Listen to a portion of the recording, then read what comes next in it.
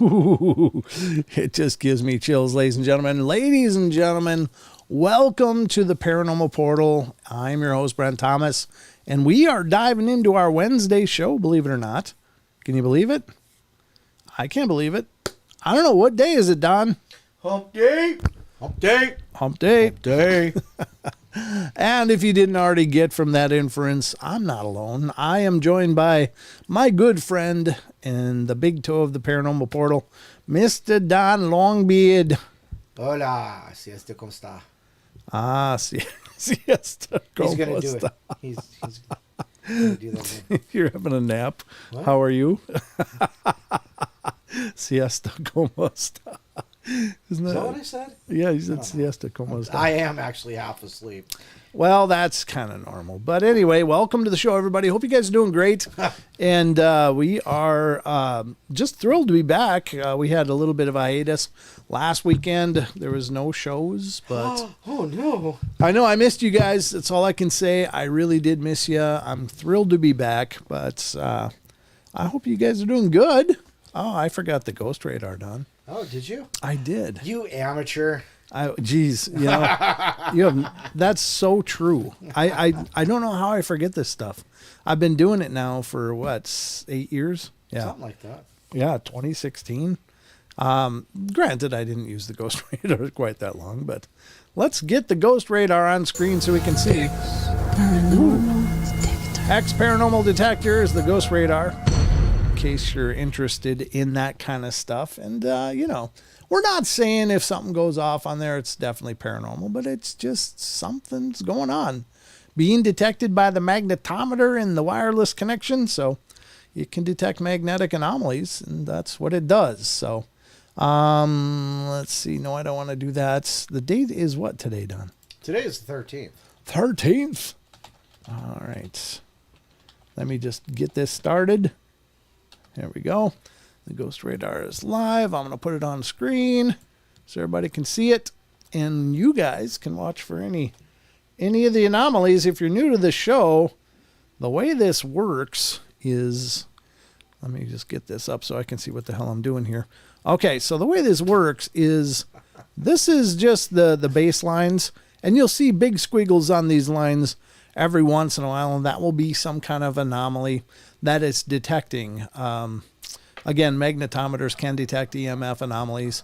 They're very, very thin range, not like a true EM meter that people use in ghost detecting and ghost investigations, but it will detect a small bandwidth of range. And if it detects anomaly, it'll put it on the map here in the form of a dot, like a old ship's radar. And we're in the middle, which is like right.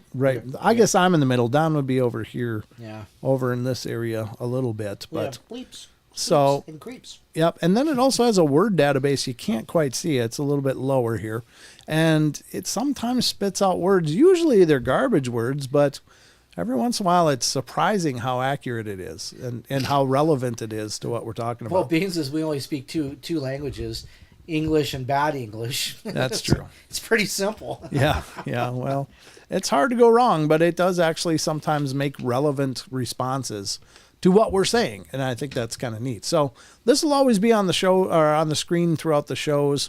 You can keep an eye on that if you like, if that's amusing to you. I mean, again, we're not trying to sell this as, look, there's ghosts all around. But if it detects something, it's not necessarily paranormal. It's just some kind of, feedback it's getting, but it could be paranormal. Just saying. Ladies and gentlemen, just as a piece of news, we are now streaming live on Rumble, Twitch, and YouTube simultaneously. This stream is going out to all those platforms because, by God, we're spreading like a rash. And A little cortisone cream will help with that. no, don't get the ointment. Just leave it alone. Just A little scratch, Desitin. scratch it. Just keep scratching. Spread that rash. Oh God. Please stop. I said rash. I said rash, Don. Right. That's what I did say. Uh-huh. Yeah.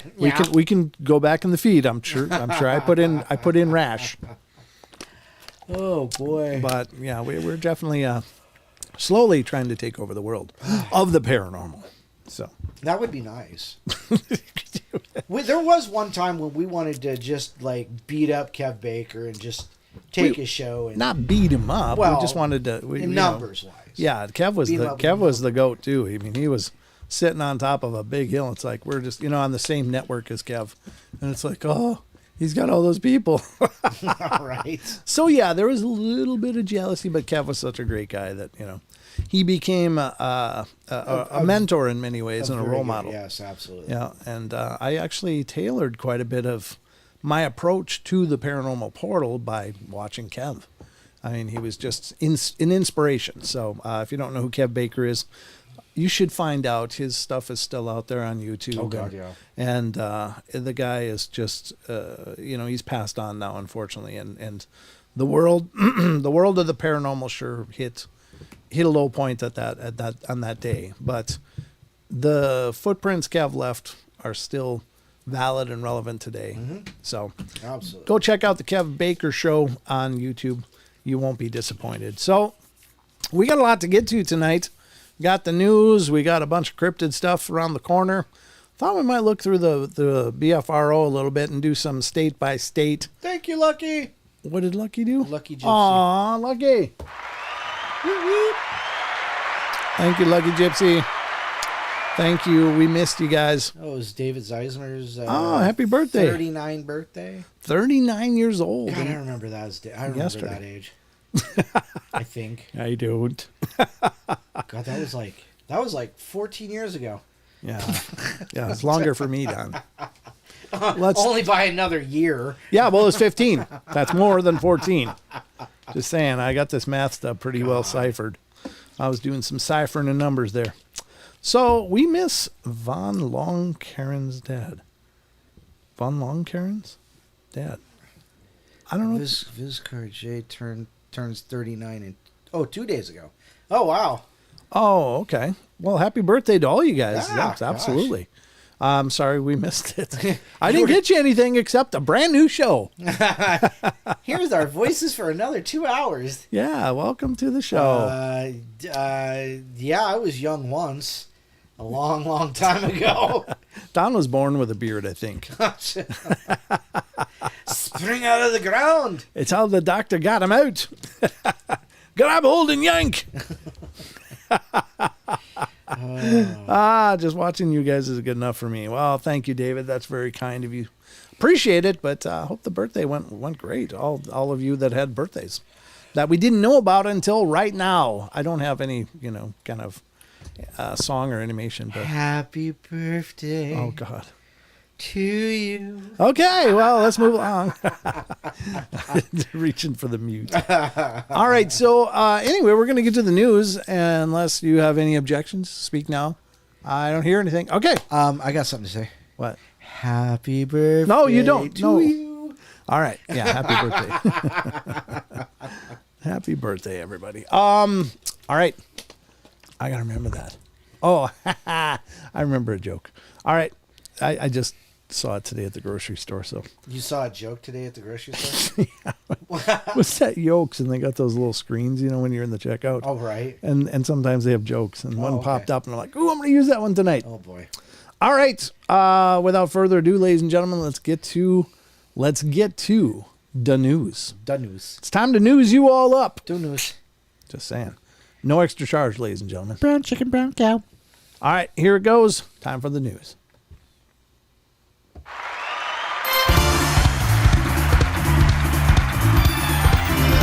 Hey, Don.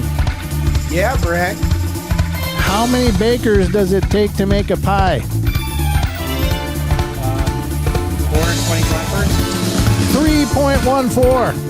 Oh my God. I should have done that. Neil Alberting says, "Hey Don, someone asked if my beard was a COVID beard." That's hilarious. Okay. Wasn't that a good joke though? How many bakers does it take to make a pie? 3.14. Come on, pie. Gotta give myself a rim shot. That was pretty good. That's pretty good. I laughed when I was in the grocery store. Of course, a good one. Did. Come on, after some of the turds you've rolled out on here, come on. That was right on par.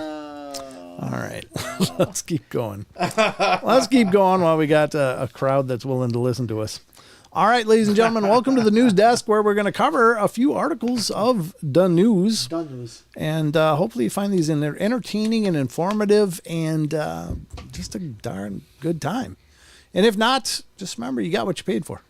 Except for Lucky. She actually paid something. Well, maybe you like it, Lucky. Maybe we should try just a little bit. No refunds. No refunds. All right. Hey, nice job. Thank you. What? Did you? Yeah, you did. No, I didn't. Oh, you did? Yeah, don't. Well, nice job. You did it anyhow. Yeah, thanks. All right. So, I'm glad you believe. I should have taken the praise. Yeah. And then when you broke it again, Don, God. Oh, dang, I just fixed it. Here we go. First article of news tonight, ladies and gentlemen, on the show. And this is coming. What? Just reading. Oh, yeah. All right. First article of news is coming to us from unexplained-mysteries.com. Please support this site. It's a wonderful site. They do incredible work over there.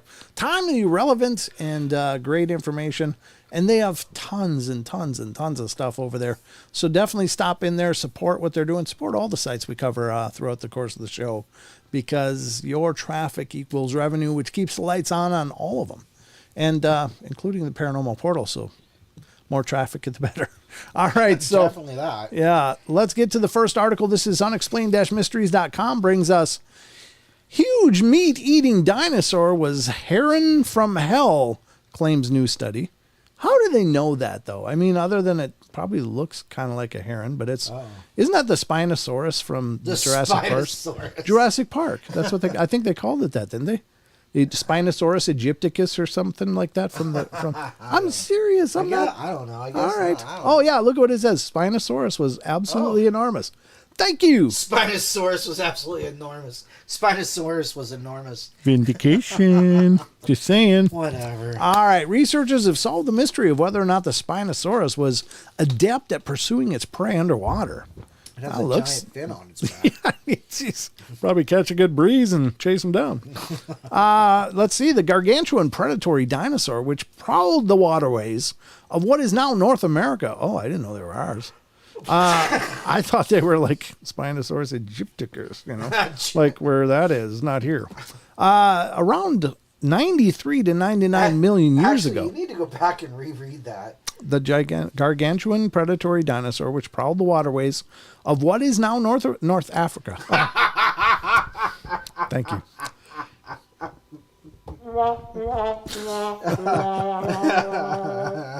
I am learning English. What was that, Aegypticus? What? Yeah. All right. Yep. There you go.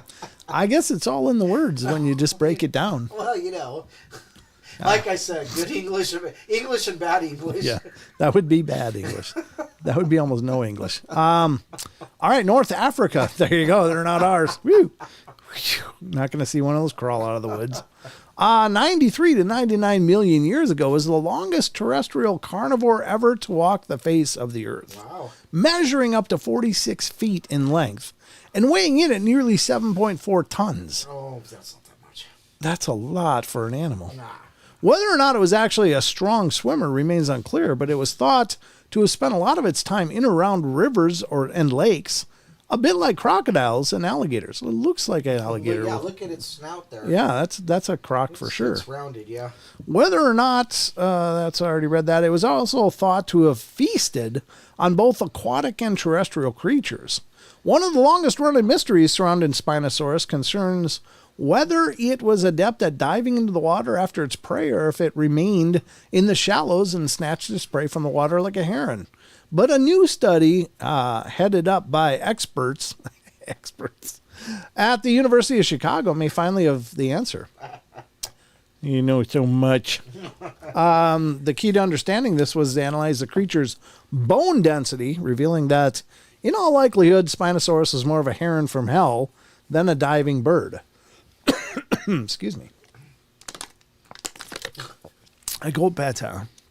All right, we think Spinosaurus was one of the largest predatory animals ever to have evolved and needed extra bone strength in order to support its weight. In its relatively short hind limbs, said lead author Paul Serino, Spinosaurus was able to wade into waterways more than 6 feet deep without floating, where it could ambush fish of any size with its claws and jaws. How can you ambush anything being that big?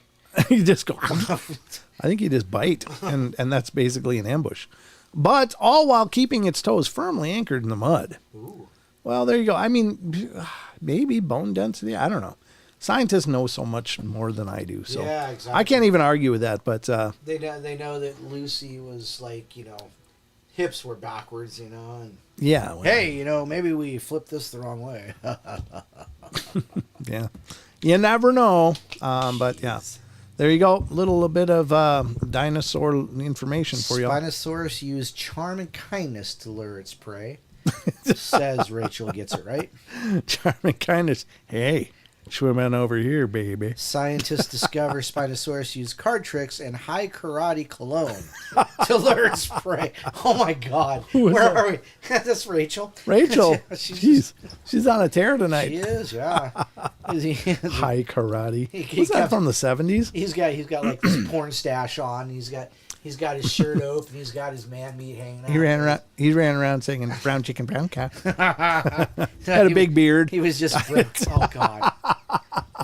I'm just saying, could be. We don't know what they look like, Don. Negative. There can be only one. there should be only one. Yeah, God knows. There's no God room knows. for anybody else. I know. Yeah. I only have one show to accommodate this. So. Right. All right, let's get to the next piece of news for your enjoyment tonight. And this is coming from also unexplained-mysteries.com. And, yeah, no, just said man meat. You're going to close the door. Way to roll, dude. Dun, dun, dun. Minion's going, Mommy, what's man meat? You know, better late than never.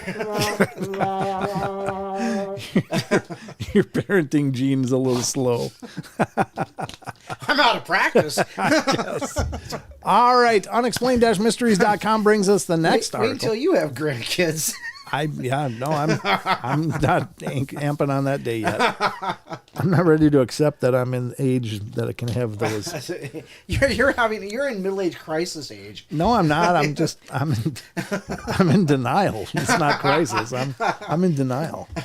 All right, so here we go. Unexplained-mysteries.com. Pentagon releases new report denying UFO and alien cover-up claims. Of course. There's your transparency, folks. We've been talking about it for months and months. Yep. All these claims of open and transparent.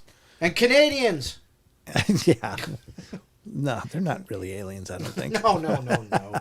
Because last week we read one that said Canada was telling all. Yeah. They told all. So, you know, I mean, it's just anytime you put government on the front end of something, you can just bet it's going to get You're going to get it in the tail end of it all. Yeah, you're going to get some, you know, scraps, and that's about it. A figurative aneurysm. Collective aneurysm.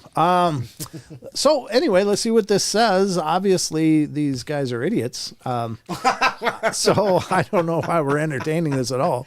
But let's continue and see just how deep this goes.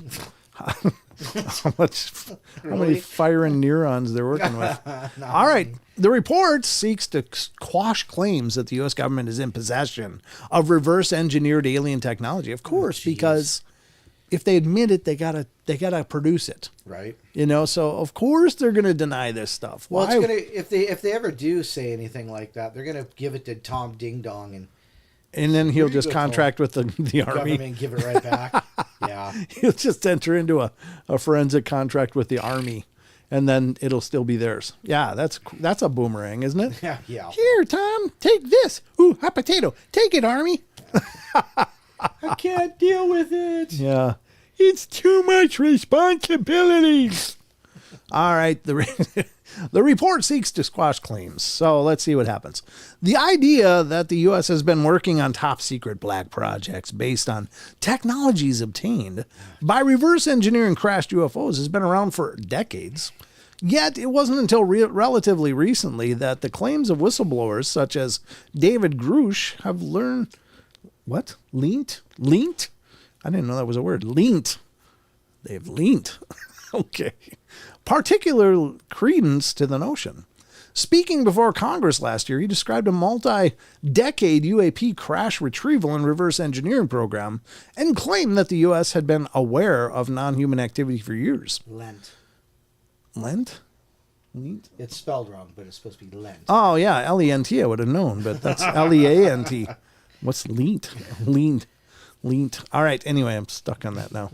I'm like in a data loop. Leant. Yeah, you got get a bitch. And claimed that the U.S. had been aware of non-human activity for years. Now, through the Pentagon, the Pentagon has released a new report that essentially moves to debunk all notion of the U.S. government withholding information on UFOs and extraterrestrial visitors. Of course they did. Of course. Don, what's your shocked face look like? This. Mine's like... All right. You So got that little O going, huh? Yeah, little O. All right. All right. So a consistent theme in popular culture involves a particularly persistent narrative that the U.S. government recovered several off-world spacecraft and extraterrestrial biological remains, and it operates a program or programs to reverse engineer the recovered technology.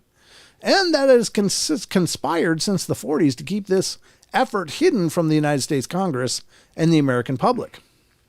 The report released by the Defense Department reads, well, there you go. That sounds like official. Is this a direct quote? Yeah, I guess so.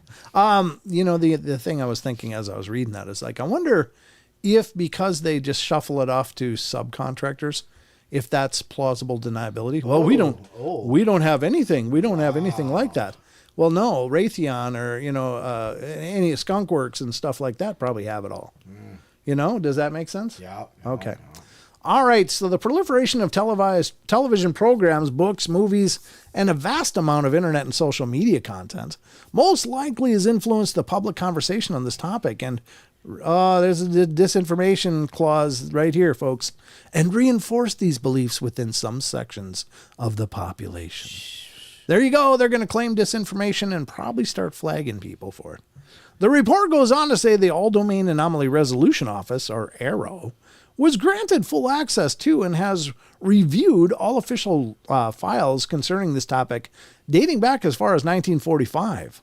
The department found no evidence that any U.S. government investigation, academic-sponsored research, or official review panel has confirmed that any sighting of a UAP unexplained anomalous phenomena represented extraterrestrial technology. It's also insisted that there is no empirical evidence for claims that the U.S. government and private companies have been reverse engineering extraterrestrial technology. Private companies. There's no empirical evidence for claims. So that's a word mash right there. Yeah. It's all a word word mash. Salad is what it is. It's word salad. Word salad. That's the word I was looking for. Salad. I think I'd know that one for all I'm eating those lately. I think it's just a bunch of crap. These guys are just, if you listen to any press conference anymore from any White House spokesperson, all you're getting is word salads. Yep. And just mind games and just, it's just a big mind screw is all it is. Right. They're just playing with truth. Again, my claim is that the biggest travesty of our modern age is the fact that we no longer have the ability to know what truth is. Right. We don't have that ability. And all we can do is just try to come to our own conclusions because we're getting word salads and a freaking buffet, And so it's just a bunch of crap. But there you go. That's the official Pentagon files. Well, sure, they're not going to tell us, hey, we got death rays and all kinds of stuff. You wouldn't believe the toys we've recovered. Right. Because once it's out there, it's out there. So Yeah, it's just I just get so disgusted. Anything with Washington attached to it is just a mess. It's just a freaking mess. Anyway, there you have it. That's a frustrating bit of news, but not unexpected if you thought they were just going to come clean because they said they were going to be transparent. Then, I got a bridge for you too. So anyway, let's move along because we're going to flush that turd now.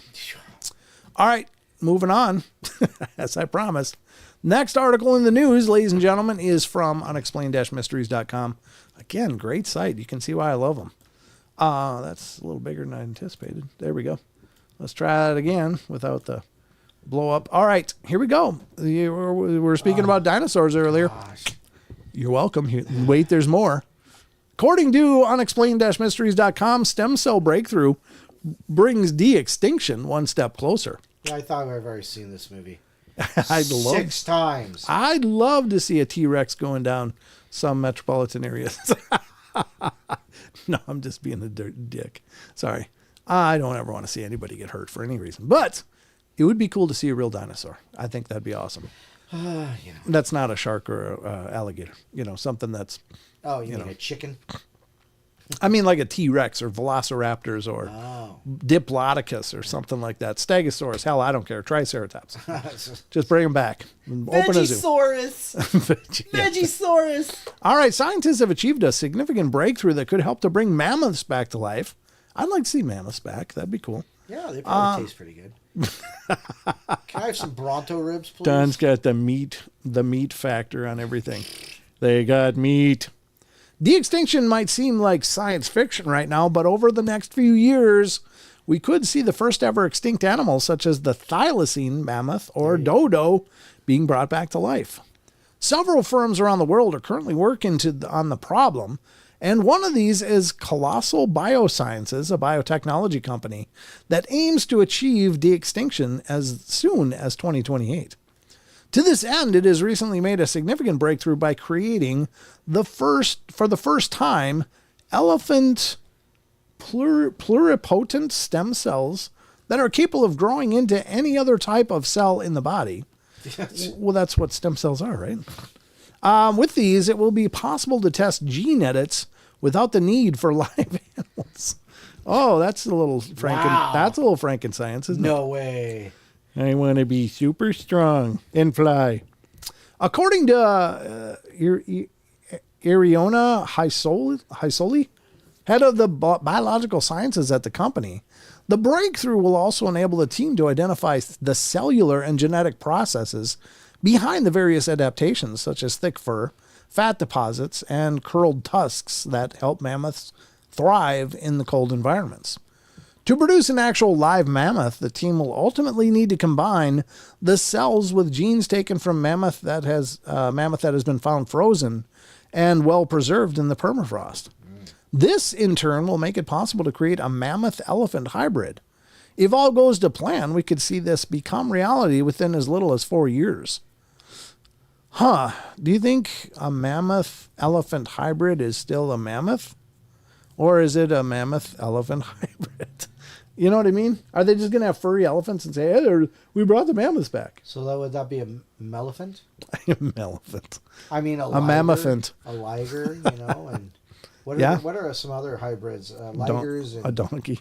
Or a mule is a mule, I guess, is a hybrid between between a donkey and a... Yep, and a horse. Yep. Oh, gosh. I don't know. Don't sing that song. It's not a good song to sing on live on TV. No. Don't sing that song. I don't even know what song you're talking about. By a band called Coven. Oh, yeah, I don't know it, so. I'm going to leave it right there. Okay, well, so there you go, folks. We might have mammoths in 4 years, or at least some facsimile of a mammoth. I mean, hell, they could be the size of a freaking chihuahua. No doubt. Let's make them small so we can have them as house pets. Oh, but then they're just bite size. I want a real rib. Yeah. Could you imagine how big a mammoth rib would be? That'd be a hell of a rack of ribs. That would be like a Bronto ribs. Brontos, yeah. All right. Well, that's that one. I don't know if that was interesting to you guys, but I think that stuff's kind of cool. All right. One more to go. And this one has to do with Bigfoot. And this is from unexplained-mysteries.com. And, English Bigfoot, for those of you that are wondering, mysterious Bigfoot print found on coastal path in Torquay, England. I don't know if that's Torquay or Torquay. I don't know. I'm just pronouncing it the bestest I can. It might be Torquay. Yeah. K, Yeah. You said K. Yep. I did, yeah. K-U-A-Y has always been K to me. K? It's K. It's okay with me, K. too. The enormous footprint was found imprinted in the mud along a picturesque coastal path. Devon, England isn't exactly the first place you think when it comes to Bigfoot, yet this week it was reported that a group of people venturing along a picturesque coastal path in the county earlier this month had come across an anomalously large footprint in the mud. The enormous print, which looks a lot like the many alleged Bigfoot prints found in North America over the years, was found next to the Maidencombe coastal path back on March 2nd. What's more, the print was not alone. The group managed to follow the tracks back around 20 meters and determined that whatever had made them must have emerged from the nearby Watcombe Woods. The prints were big, said one of the group. I'm a size 11, and they were half as big again. Clearly a bare foot. Every print was perfect, like the one in the photo. Which photo is this? I'm not seeing it. Oh, there it is. There it is, yeah. Yeah.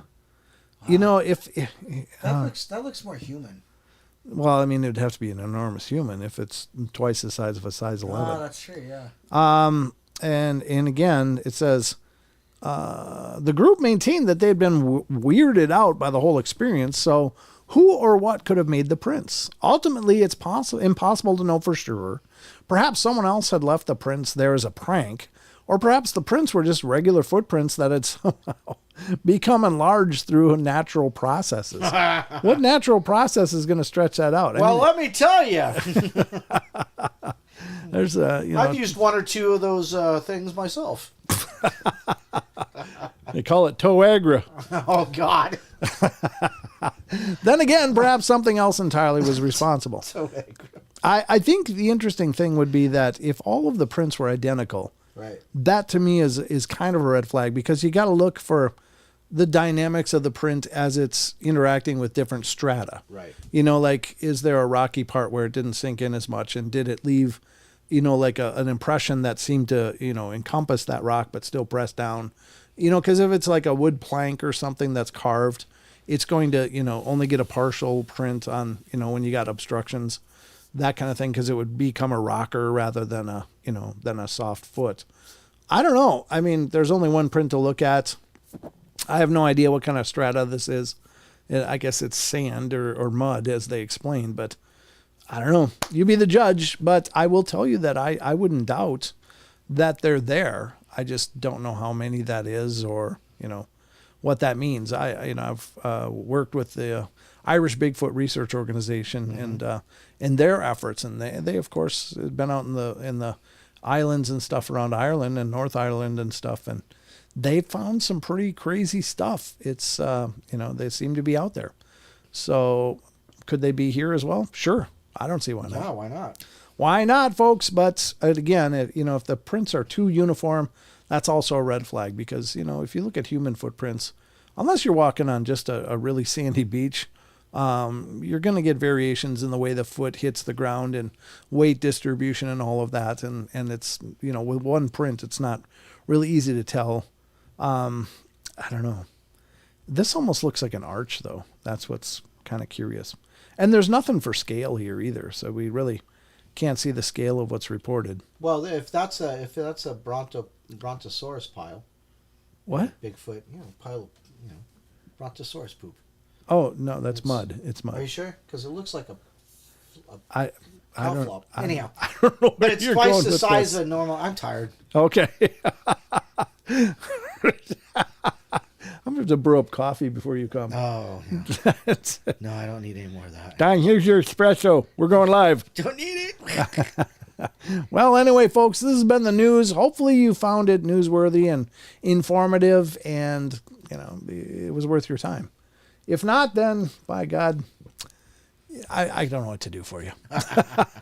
All right, let's get back to the rest of the show. Okay.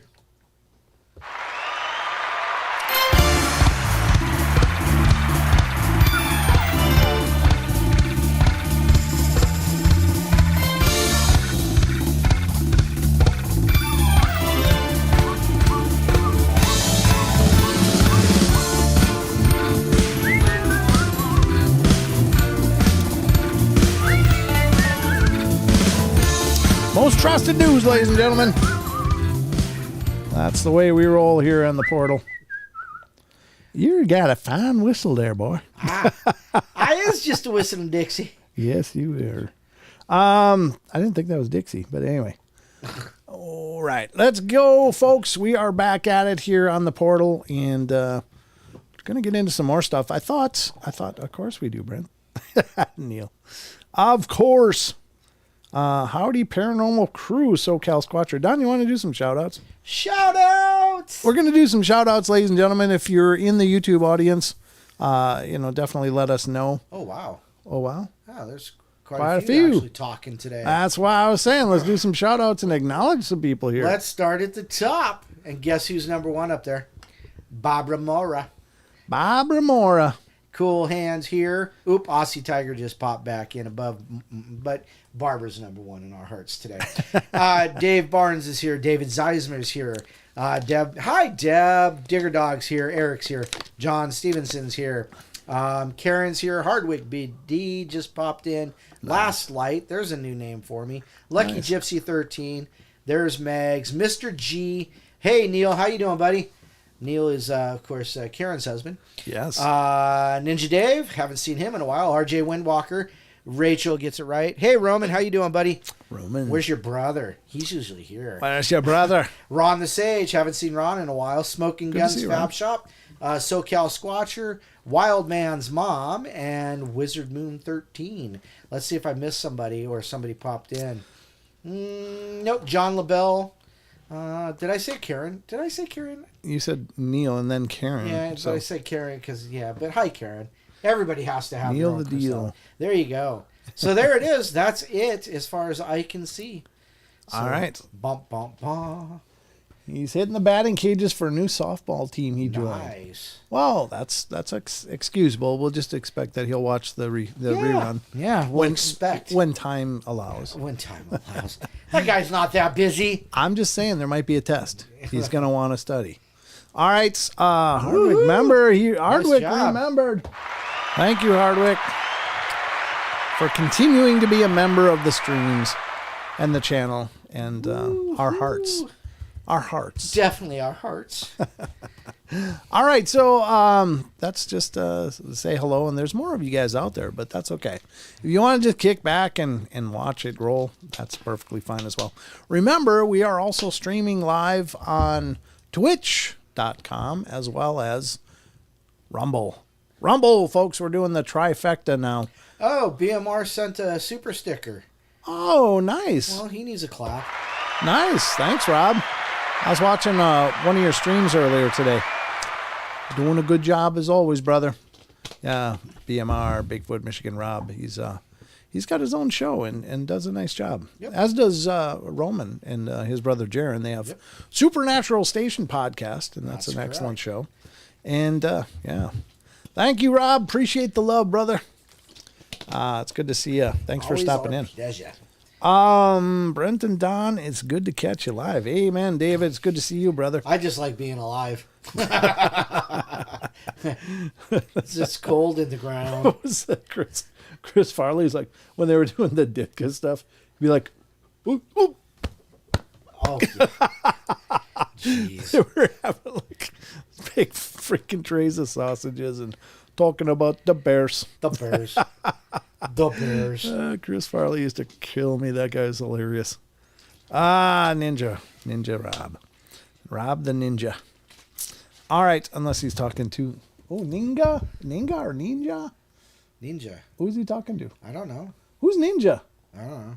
I saw that pop up on chat. I'm like, wait, is somebody here named Ninja? Being on the green side of the grass and the dirt, green side of the dirt is always a plus. Yes.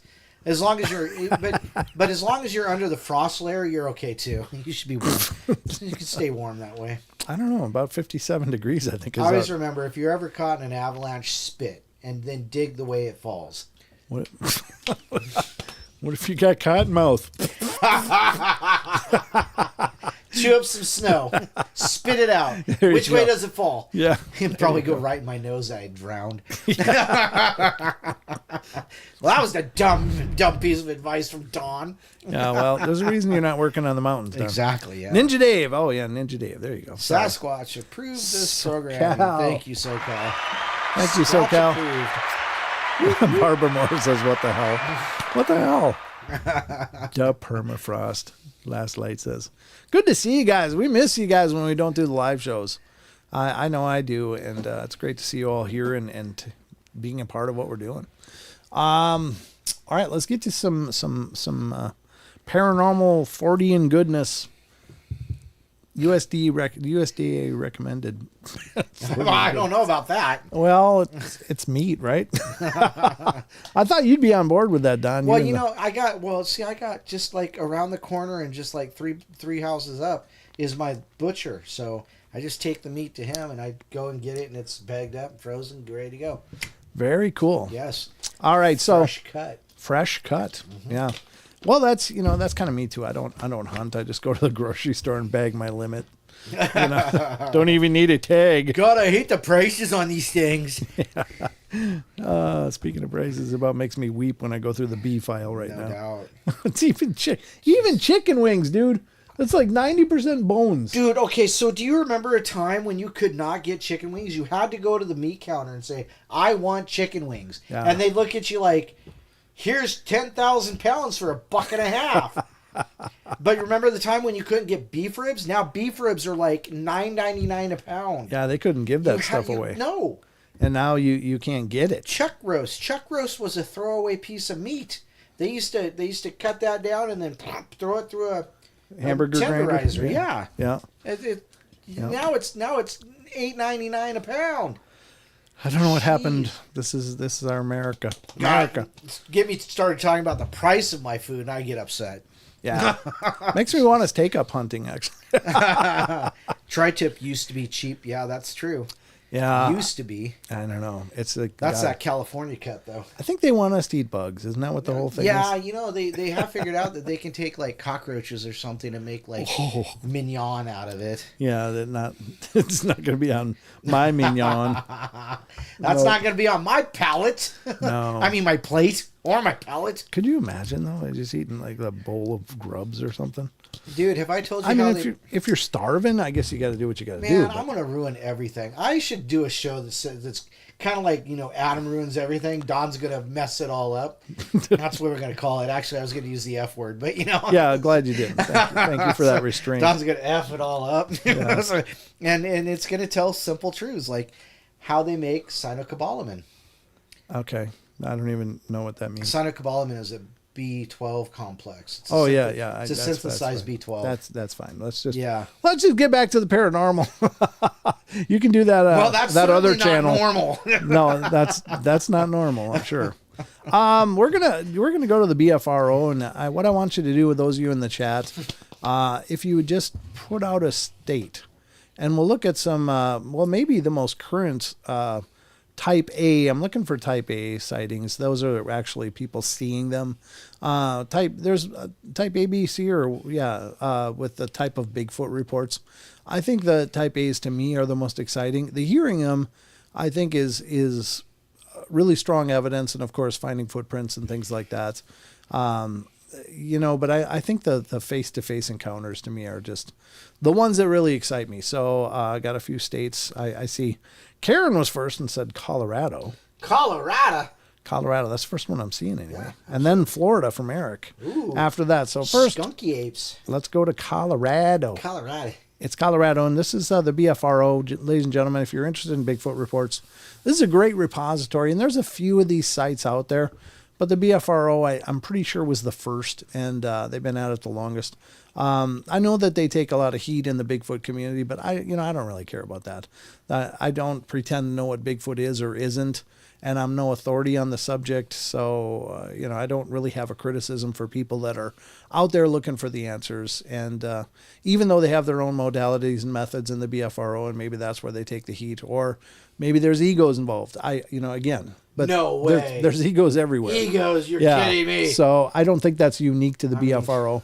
So, take whatever criticisms you have, put them on the side, because this is all about just our quest for information. So, most recent reports, there is a Class A from 2019 in Summit County, Colorado. And let's check that out and see what it says. Let's put it up on screen. Again, this is BFRO.net. And you can go there and find a lot of great information. This is where is that? My tabs, I got about 50 of them up here. All right, so this is report number 63153. This is a Class A, submitted by witness on Friday, July 26th, 2019. So that's, almost 5 years ago now, which maybe in geological time is just like a second ago. But anyway, it's from the summer. What happened? David Barnes says egos don't exist in the Bigfoot world. I wish that were true. All right, season is summer, the month of July, date the 25th, state of Colorado and Summit County. And there's some details. It's off county, Colorado. Is that Colorado or county? CO. I assume Colorado 91. To enter the dirt road up to Mayflower Gulch, head south up road, a closed cattle gate walk to the right. Anyway, we're not probably going to visit there, so that's not important. But what happened? What was observed was on Thursday, July 25th, my girlfriend and I were hiking in Mayflower Basin, south of Colorado 91. And we were up in the basin, and Helen had gone ahead, that must be the girlfriend, to the foot of the basin. I was about 100 yards off the three minor log cabin remnants, sitting on a rock enjoying peanuts and water, when, looking west, I saw a very large brown biped approaching the snow wall / cornice and seek to climb it.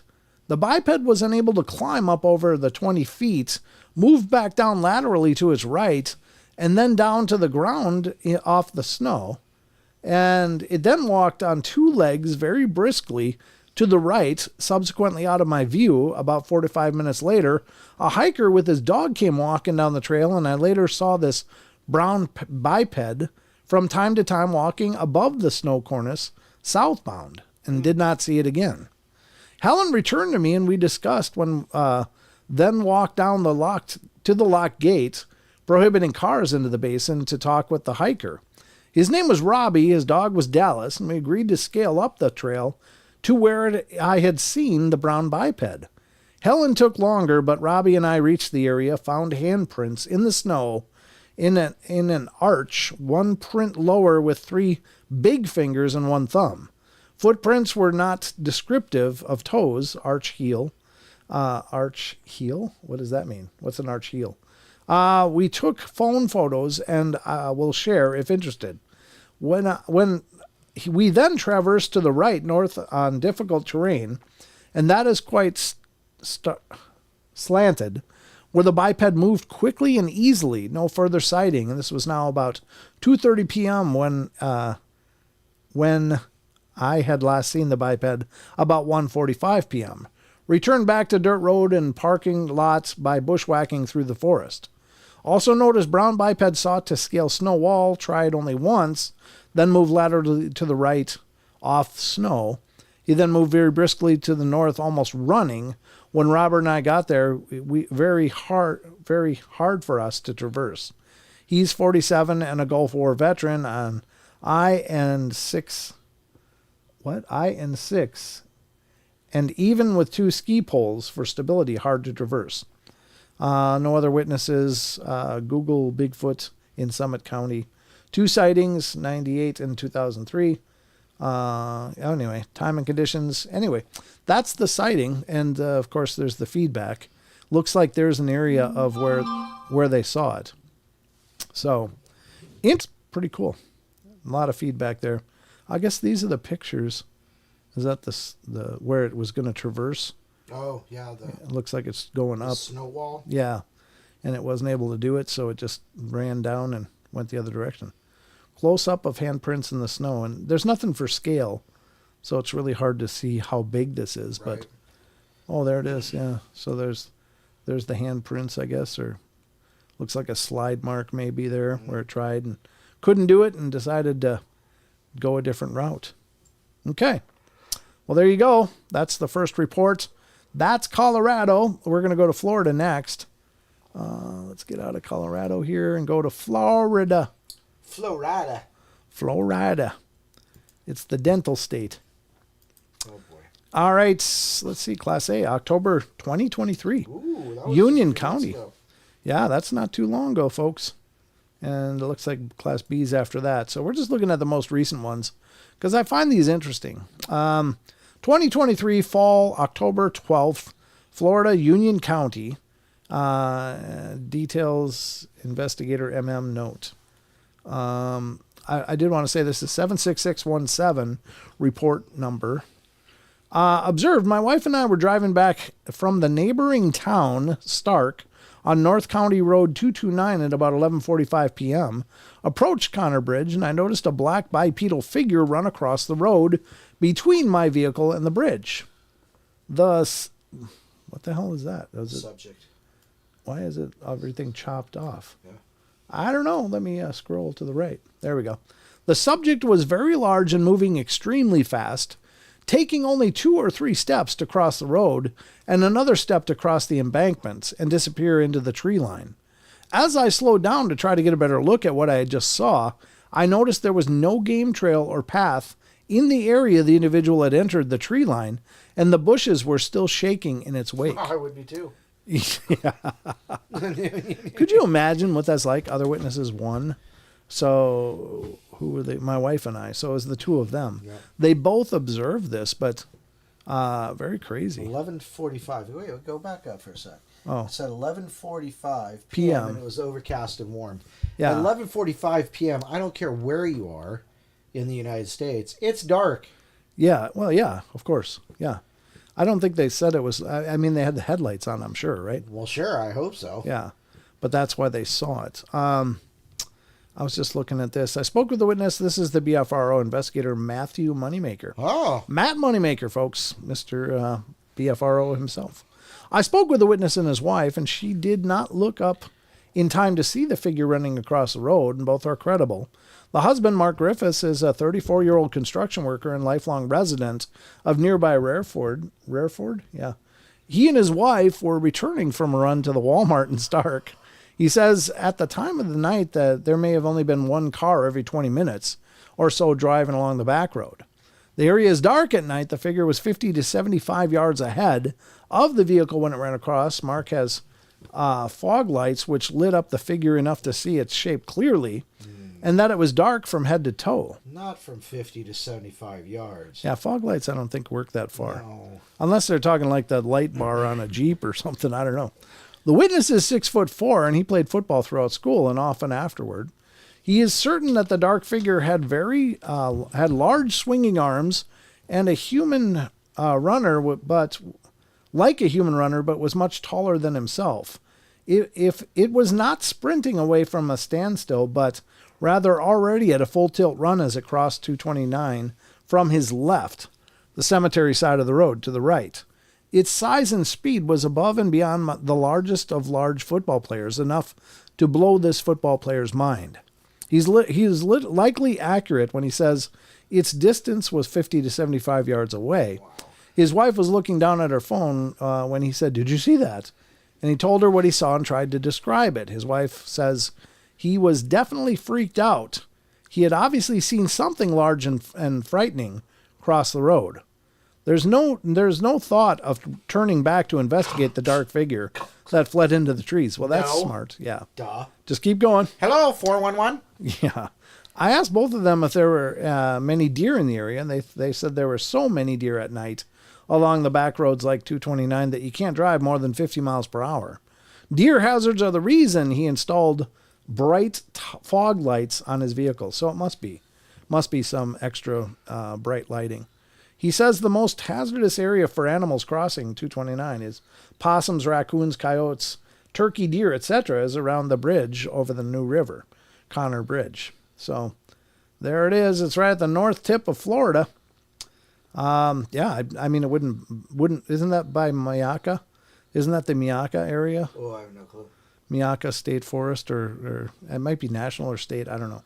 The only person I've ever heard say that word was Marie Demont. Yeah, no, yeah, but the only person I've ever heard. Well, there's a famous picture that was sent in by a homeowner from the Miyaka area, and it looks like about a 6.5 foot tall orangutan. Oh wow! And it's kind of behind a palmetto leaf, and she's kept noticing her apples getting ripped off from her porch.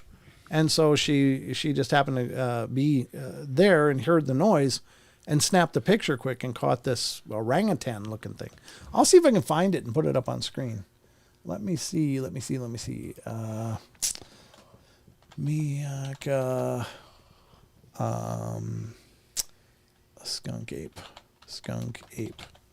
Let's see if we can find it. Yeah, that's the picture right there. Let's go to images. Yeah, this is the photos from Miyaka, which I think is this region, but I'm not overly familiar with Florida. But I'm sure many of you have seen these. But this is I don't know, this is probably the best one, it looks like.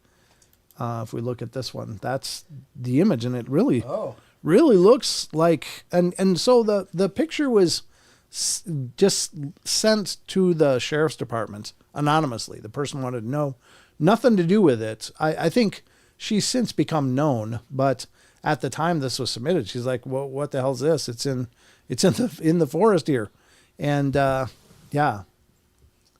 Oops, yeah, that's not good positioning. Let's move it over a little bit. So I moved it over. Sorry for those of you that have a delay. You'll see it shortly. But these are all, if you do a Miyaka skunk ape search on Google, you'll find this. And I think it's, maybe that's what skunk apes look like. But it does look like it has the lower canines, right? Right. Yeah. It looks like it has those really sharp. A googway. Yeah, maybe a googway. Jesus, you hope not. Right. Glad they like apples. Well, yeah, no doubt. Here, have another apple. I'm not juicy like that. Yeah, we're not. We're meaty. We're gross. We're fatty. We're gross. Yeah, exactly. This is lean, good foods. But there you go. That's the Miyaka skunk ape famous photos from the Miyaka forest in Florida. So it's a pretty interesting story if you're not familiar with that already. Now you are. You're welcome. It's almost like the news continues, right? Right? Yeah. Right? Just keep filling that ear with knowledge. Well, or just baffling them with the BS. I don't know which it is. But no, that's all legitimate, what I'm sharing with you. Let's go. Well, did we get another state, Don? Did you see yeah, we got a couple, but for some reason, I can't see them anymore. Oh, it's because, what the hell's this?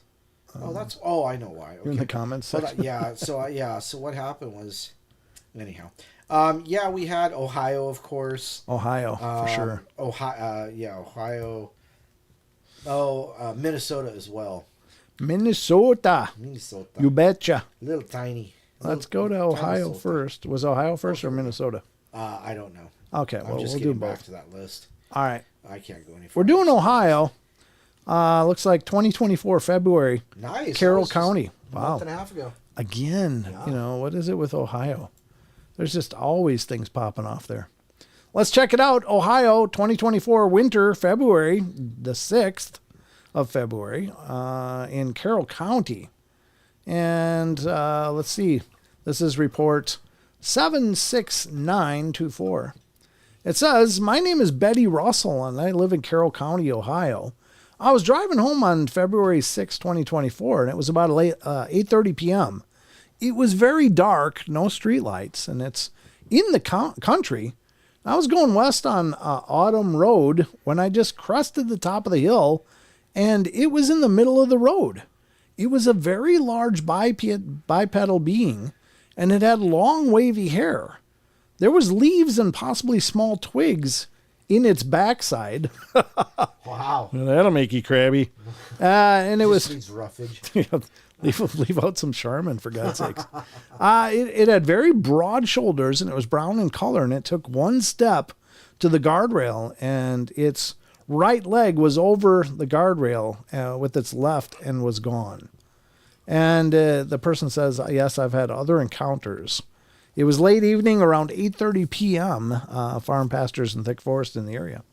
So, yeah. I mean, honest to God, folks, The next Patterson-Gimlin footage is going to come from a dash cam. That's why I just installed a dash cam. Did you? Yeah. Yep. It's absolutely going to come from a dash cam. There's no question. With all these road sightings, there's no question. Somebody's going to catch the next Patterson-Gimlin film on a dash cam. All right, I've been saying that for years. I haven't seen one come yet, but it's only a matter of time with as many cars out there, the more they get them installed. Somebody's going to catch that footage, and it's going to be like almost like pulling a lottery, I'll bet. Yeah. Not for me. No? Nope. You're not going to let it out if you find it? No, nobody'd believe me. Well, you got the footage.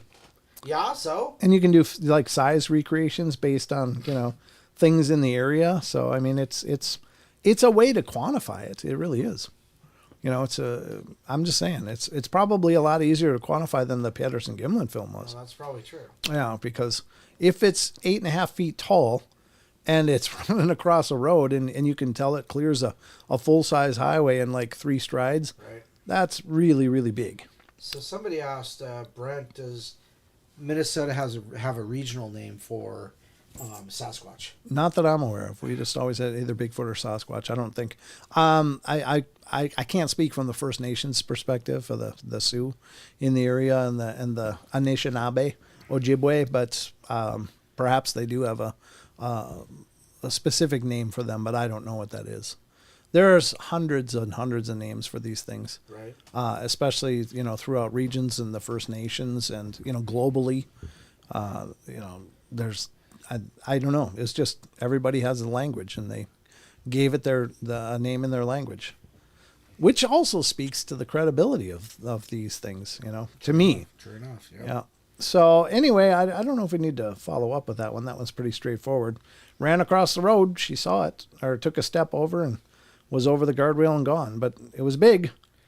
So what other state? You said Minnesota, right? Minnesota. Minnesota, you betcha. Tiny pop. Don't you know? Let's check out Minnesota, see what's going on there. Looks like October of 2022 was probably the most recent report. Oh, no, October 2023, Cass County, Class A. Wow. Yeah, so let's check this out. I haven't heard this one yet, so let's see what this is. Fall, October, I guess it's October 6th, 2023, Minnesota, Cass County.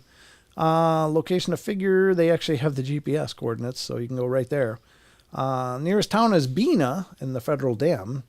Nearest road is Trail 2127 and 2266. It says, while my mother and I were grouse hunting up by Bena on 6 Mile Lake, it says Lake Road, but I think it means Lake Road, 6 Mile Lake, in Mud Goose Management Area, hold on, gotta scroll right. We both witnessed a Bigfoot. We're traveling down 2127 from east to west, and my mom said, whoa, back up.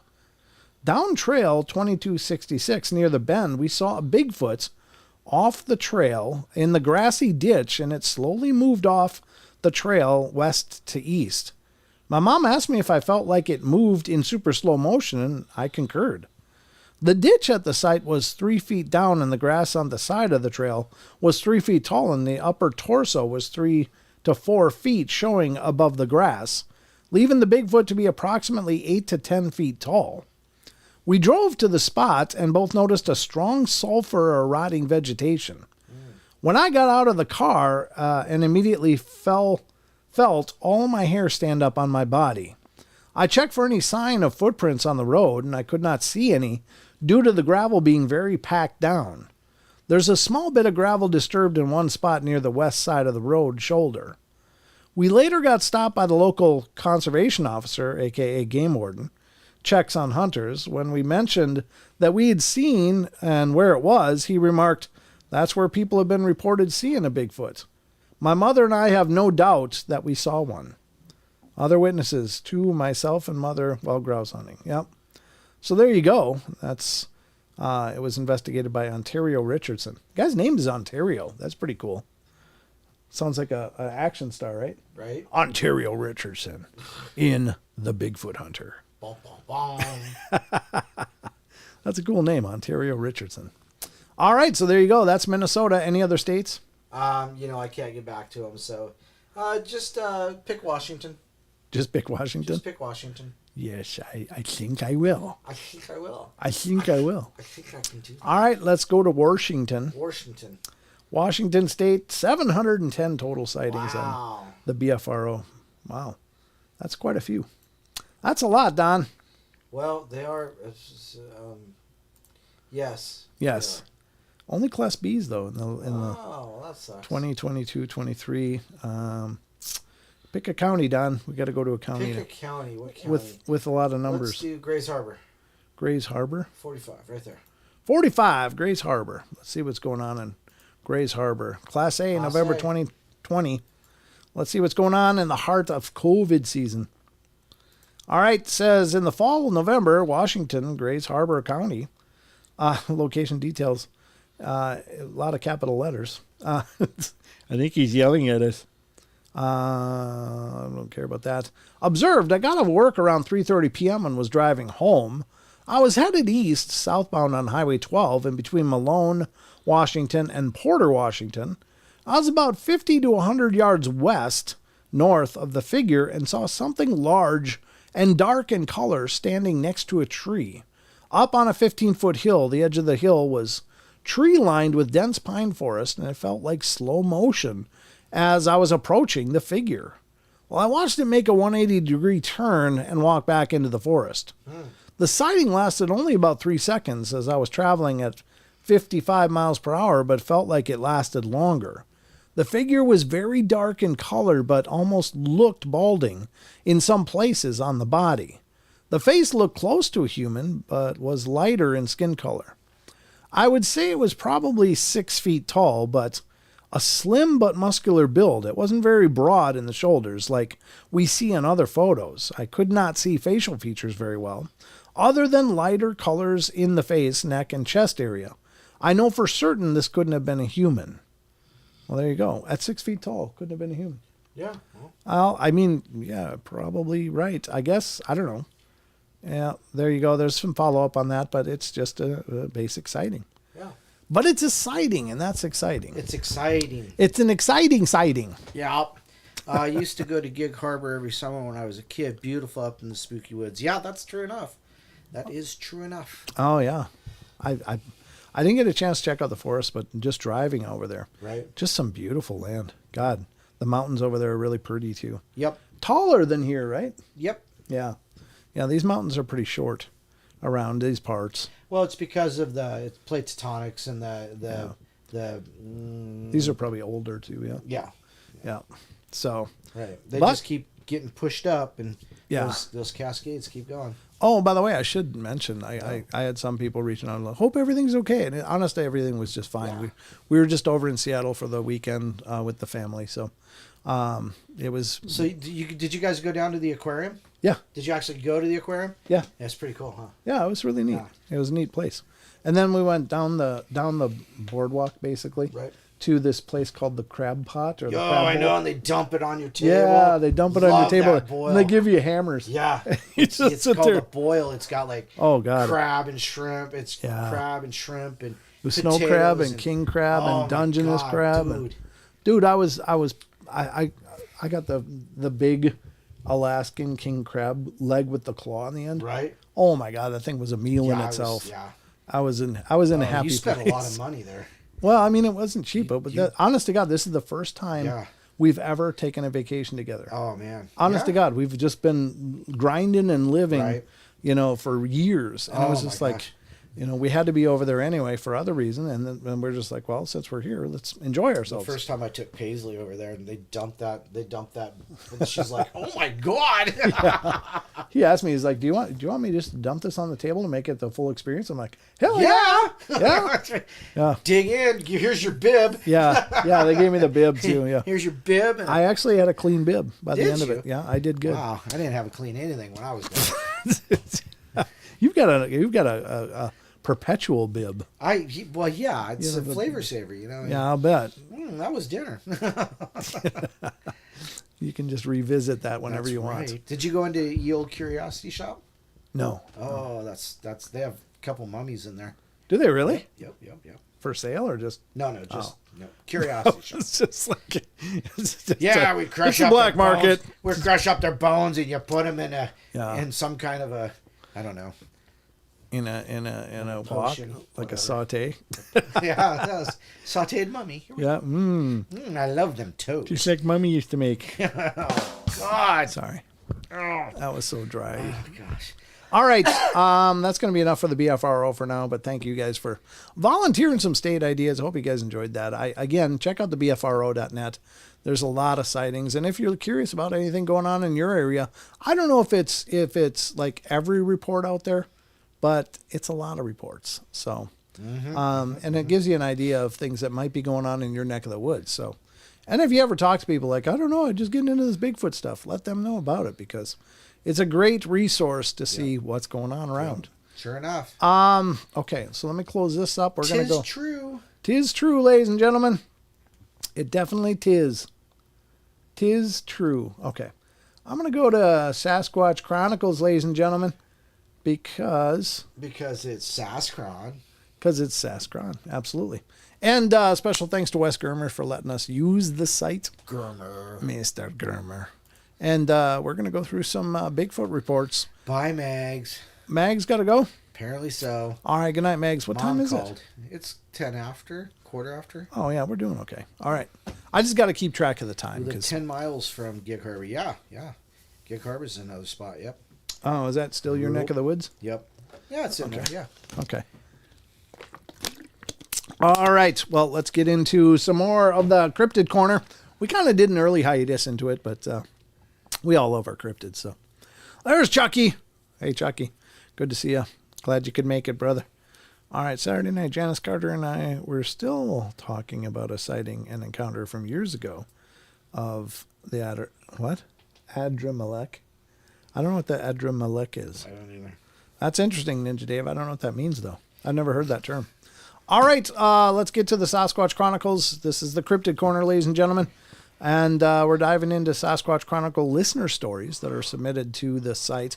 Please check out SasquatchChronicles.com. It's an amazing resource all by itself. It's just so much going on there. It's not just Sasquatch Chronicles. He posts a lot of other shows, sometimes ours. So it's really exceptionally good because we're there sometimes.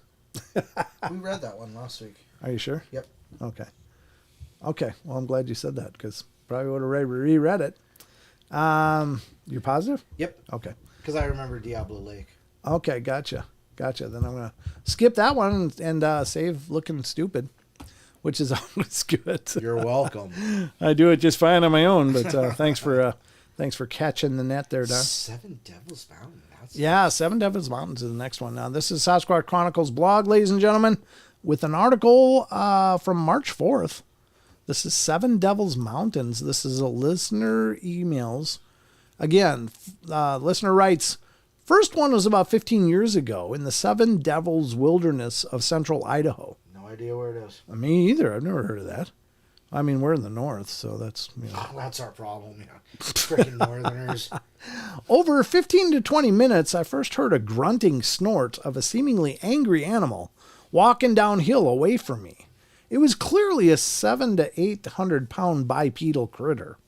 I grunted back at him and he began noisily crashing bush in a stomping, hurried gait, continuing downhill at an angle away from me to the left. Right to left. Okay.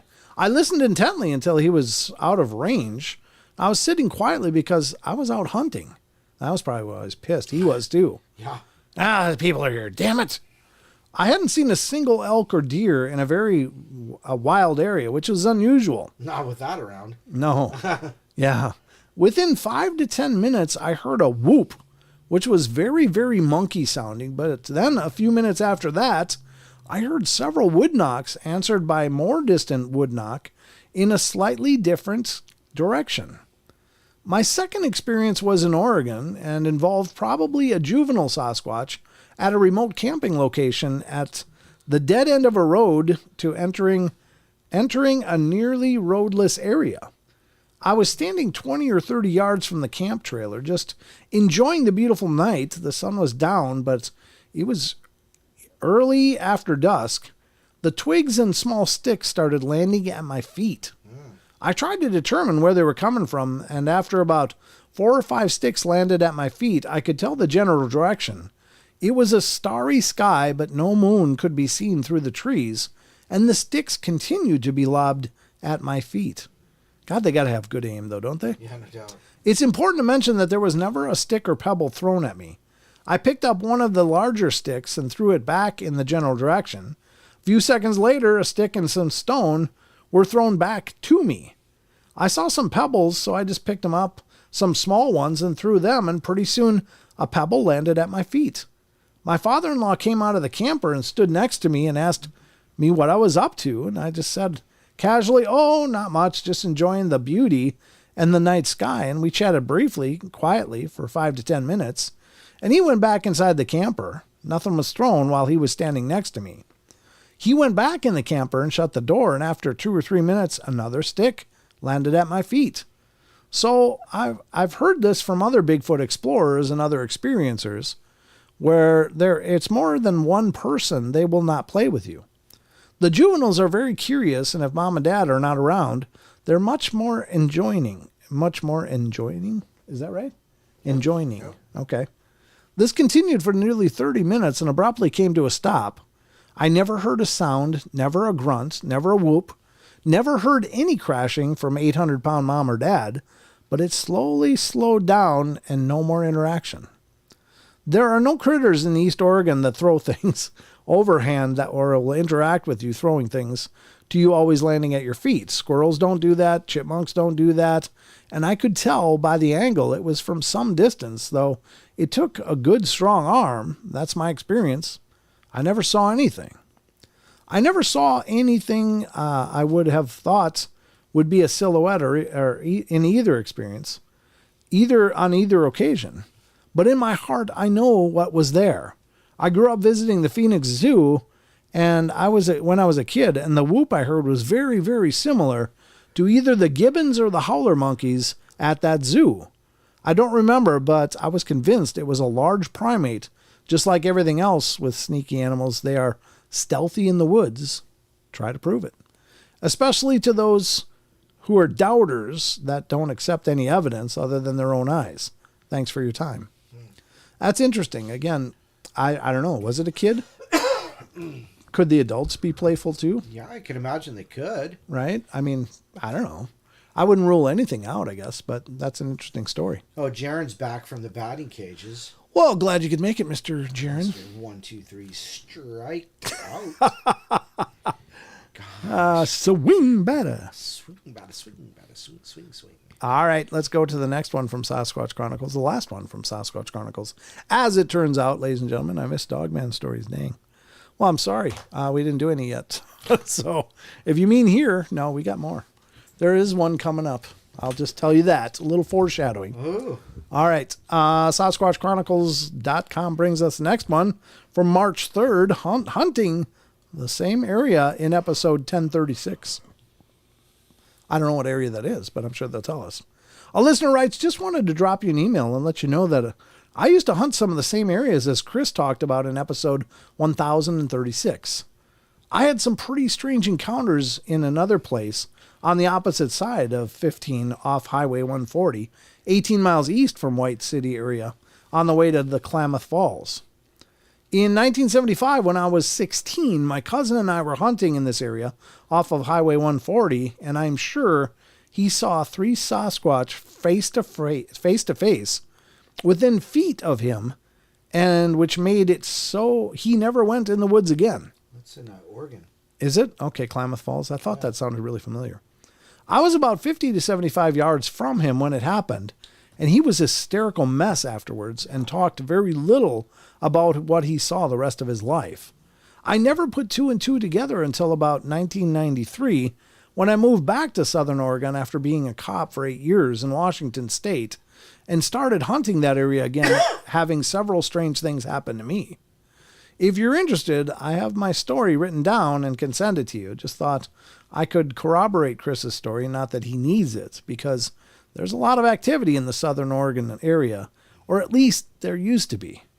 Mm-hmm. Wow. Yeah, I don't doubt it. I mean, I'm not really familiar with Oregon, but I think there's more forest there, isn't there? Oh yeah. Than even Washington State. Well, no, I wouldn't go that far. No? About the same, do you suppose? You know, let me look it up. I don't really know. Okay. But very cool story. All the same, yeah, I mean, wherever there's wild areas, these things definitely could be there. And again, if you're not really well versed in the Bigfoot's claims, the only place that there's no claims in the United States is Hawaii. And even if claims came in now, I'm not sure I would believe them, but it's such a secluded, isolated space. But and given the fact that they're volcanic islands, and I don't know. So Oregon Department of Forestry manages 745,000 acres of state forest. Oh, okay. So 745,000 acres. Okay. Let's do Washington. Washington. And Washington says, no, that was in 1 mile encompassing. Was that words? Yeah, it was, yeah. Okay. Let's see. I can't. Nothing pops up immediately like it did for Oregon. Okay. What did Chucky say? Somebody's seconding. Rachel's seconding something Chucky said. What did Chucky say? We need that choice. The D-hole emoji for YouTube chat. I can put it in there. I can do that for all you members. The D-hole speaks. I think that's hilarious. Yeah. We can do it. I'll have to get it off of Discord and put it in there. As requested. You got it. We camped with Wayne and Walls from Manimal Research Expedition at the Frog Mountain Research Area. This thing was like the same description of the Adramelech, right down to hearing bells, hell's bells. Oh, that's interesting, Ninja Dave. I don't know what an Adramelech is, though. I'm kind of more than curious now because I don't claim to know everything, folks. In fact, maybe I don't know much of anything. But when I hear a new name like that, it's like, well, is that some kind of Bigfoot? Is that something else? Some kind of cryptid? I don't know. If it has hell's bells attached to it, it sounds a little more supernatural. Oregon. Oh, you mean Northern California? Eric says Oregon. Oh, you mean Northern California? Yeah, I don't know. Some of the politics out there are pretty creepy, but I don't get involved in politics too much. I'm not really finding anything specific that says something like that. But 745,000 acres, miscellaneous acres for the DNR of Oregon. Oregon. That's still a lot of forest. That's a lot, ladies and gentlemen. All right. Let's go to Phantoms and Monsters, ladies and gentlemen, for the remainder of our journey tonight. And hopefully you will find this quite entertaining. The first one, I don't know if it would be called a cryptid or not. I kind of think it is, but you be the judge. But again, lots of creepiness in Phantoms and Monsters stories. I'll just tell you that because Lon scrapes up some good ones. This is from March 2nd, 2024. This year, and the story is, screaming forest ghoul seen in the Bighorn Mountains, Montana. Oof, Montana. Screaming forest ghoul. Yeah, that doesn't sound good. Look at that picture. Look at that picture. Oh, jeez, no, that's okay. It's not even a face a mother could love. That's like that creeping thing in that video of the backyard. Yeah. Except it's got these little pointy ears, but I don't know what a forest ghoul is versus a rake versus a crawler versus, any of the other names that are out there, but, very creepy. And the story starts out, a Montana resident starts hearing horrible screams emanating from the mountains around their home. Well, they eventually observe a bizarre pale humanoid with huge black eyes. I lived in Montana on some land my dad owns, and I was hiking up a mountain, Bighorn Mountain Range, like most days. I heard this really weird screaming coming from the other side of the mountain, away from my house, and deeper into the woods. It wasn't a mountain lion, too deep and long, and it went on for about 10 seconds. And I'm pretty sure it wasn't a bear.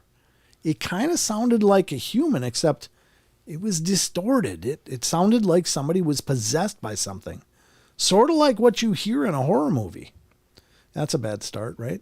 Mm-hmm. I got to the top of the mountain, pulled out my binoculars, and looked in the general direction of the scream. I saw a weird humanoid-looking creature. It was as pale as paper, didn't have any hair or clothes on, or genitals, and its arms were longer than his body. It also had huge black eyes that covered most of its face. It was walking, but as soon as I saw it, it stopped and stared at me. I watched it carefully for at least 2 minutes, and I remember thinking, it's staring straight into my soul. I had to look away because my eyes had started watering from not blinking. When I looked back at it after wiping my eyes, it was gone. I couldn't see it anywhere, which made me think it was a weird hallucination or something. Illusion or not, I decided to get the hell away from that area, and I ran back home. The scariest part is that 5 minutes after I walk in the door, I hear the scream again. It was much closer and made my ears ring.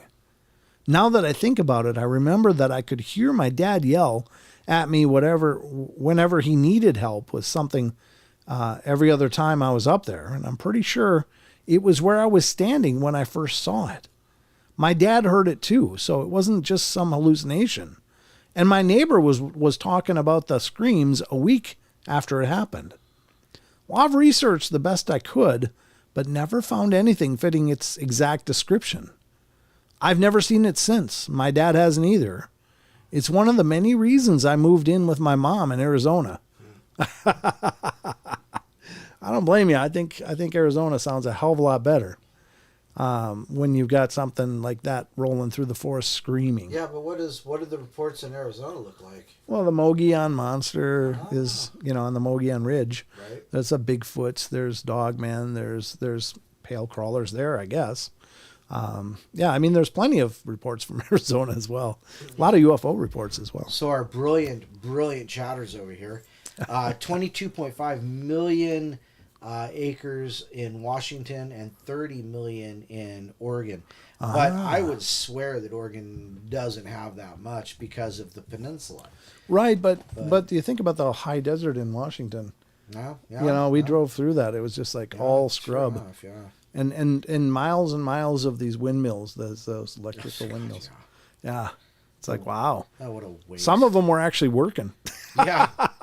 What a waste, though. Picture a Bigfoot with short arms like a T-Rex and the head of a horse or donkey. Oh, my God. Description. To me, it was like a Bigfoot in size with a dinosaur-looking head. We all heard sounds of dragging chains. Well, that sounds horrifying. Right. The Sasquatchosaurus. It's a Squatchosaurus. Squatchosaurus, there you go. I don't want to see that anytime. Not even in my imagination. Squatchosaurus. That's one way to brick yourself, Rachel. There you go. I don't even know what that means, Chucky. I know there's several variations of what that means. She says, Chucky, yep, trying to get grounded and get got by a freaking Lego. That's how you get bricked, yes. Oh, okay. Oh my gosh. Did you know there's a tool to take Legos apart? Yeah, it looks like a little crowbar. I didn't freaking know that. Yeah, it comes with some of the kits. God, it would have saved your childhood. Oh, God. And a lot of fingernails. Oh, fingernails and teeth and cut gums because you bit through the thing finally. And, oh, my God. And it tears up your gums, yeah. Right, yeah. Yeah, the Minions got a bunch of Lego sets, and Yeah. it comes with those sometimes, which is nice. Which is lovely. All right, so that was the first story from Phantoms and Monsters. We don't get a lot of stories like that, so I was kind of excited to see that one. But let's get to the next one. This one is about a Bigfoot. Indiana trash collector witnesses Bigfoot kill and dismember a deer. Oof, this is March 2nd, 2024. Erie, Indiana. Yeah, Indiana and Ohio are right next to each other. Yep. Yeah, that figures. All right, a trash collector in Dearborn County, Indiana, observes a Bigfoot chasing a herd of deer that were approaching the road where he was working. The beast swiped at and killed a large doe. I received the following account. Well, this happened in 2005. I used to be a garbage man. So in 2005, I used to have garbage route over in Indiana and Dearborn County. And it was a state route that ran parallel to the Ohio River. That ran parallel to the Ohio River. Yeah, there you go. So this one morning, it was just before sunlight. And it's enough light where just before dawn, just enough light so it's not dark.